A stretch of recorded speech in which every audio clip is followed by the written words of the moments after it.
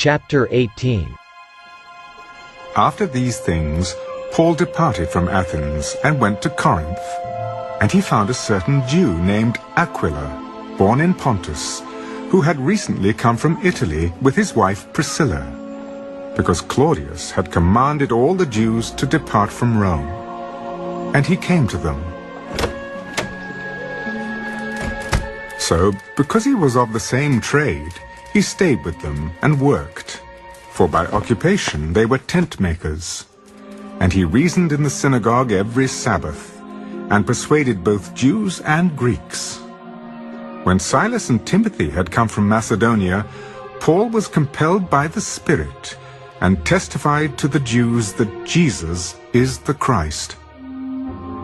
But when they opposed him and blasphemed, he shook his garments and said to them, "Your blood be upon your own heads. I am clean. From now on I will go to the Gentiles."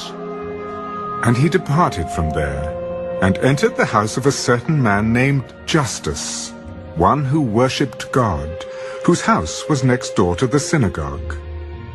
Then Crispus, the ruler of the synagogue, believed on the Lord with all his household.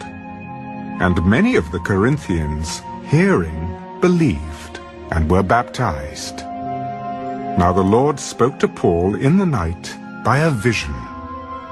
"Do not be afraid, but speak, and do not keep silent, for I am with you, and no one will attack you to hurt you.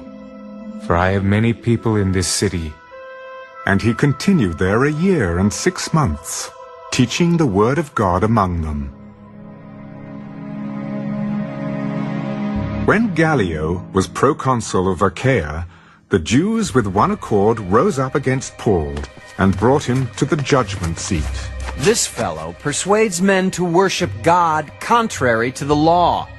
And when Paul was about to open his mouth, Gallio said to the Jews, "If it were a matter of wrongdoing or wicked crimes, O Jews, there would be reason why I should bear with you.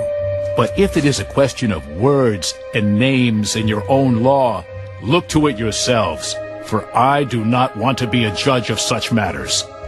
And he drove them from the judgment seat.